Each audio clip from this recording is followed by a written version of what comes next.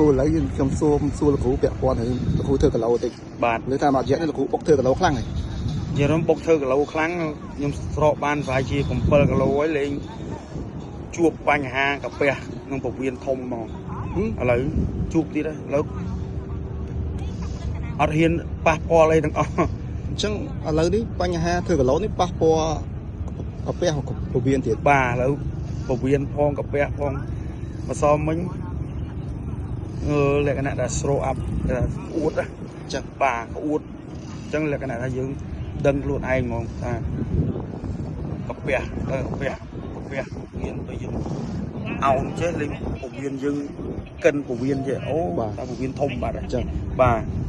អញ្ចឹងអាការដែលពលលោកគ្រូថាចង់ពលមកសុំវៀនវិញអិនសម្រក់គីឡូហ្នឹងគឺវាធ្វើខកខានទៅវិញក៏មិនដែរបាទនិយាយរំទៅយើងមិនសូវហ៊ានញ៉ាំច្រើនទេយើងញ៉ាំមកមុំតែអ្វីដែលយើងអាចញ៉ាំបានឥឡូវគឺអត់ហ៊ានប៉ះពាល់អ្វីទាំងអស់គឺ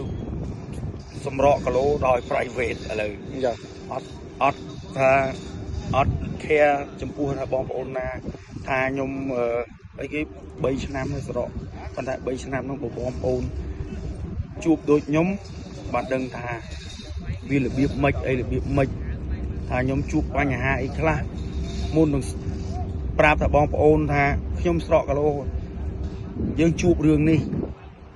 អត់បានទាំងស្រកគីឡូម្ដងទៀតតែសម្រក់គីឡូ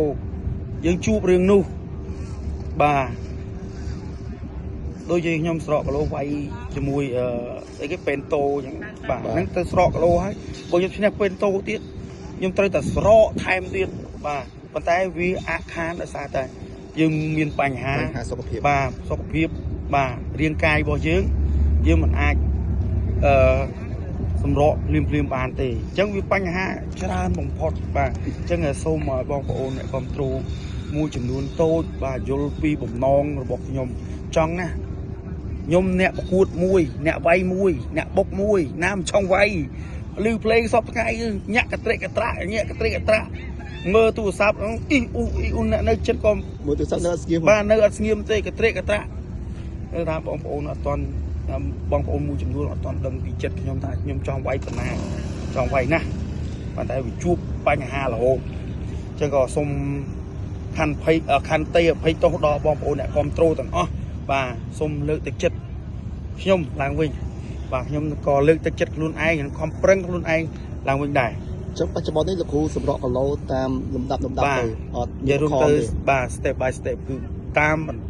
មដំណើរស្រកថ្ងៃណាក៏ថ្ងៃនោះចុះបាទស្រកថ្ងៃណាគឺថ្ងៃហ្នឹងចុះបាទតែឥឡូវនេះមានឡើងវិញអត់លោកគ្រូអត់ទេខ្ញុំស្រកបាន4គីឡូវិញ4គីឡូវិញបាទអញ្ចឹងមានន័យថា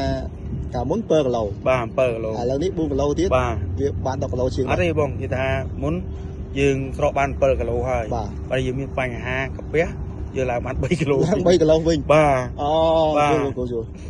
អញ្ចឹងដែលការថាធ្វើមកចូលសងវាប្រកួតតែស្រកគីឡូនេះគឺលោកគ្រូធ្វើតាមដំណាក់កាលទៅបាទធ្វើតាមដំណាក់កាលថ្ងៃណាបើពីស្រកថ្ងៃណាលោកគ្រូនឹងធ្វើចូលវិញបាទអរគុណច្រើនលោកគ្រូអរគុណបាទឧបត្ថម្ភធំដោយគិតពីសុខភាពនឹកដល់ទឹកត្រចៀកកម្ម Black Bird ម៉ូតូអគ្គិសនី JB ធ្វើដំណើរ100គីឡូម៉ែត្រចំណាយត្រឹមតែ 2200 រៀលប៉ុណ្ណោះ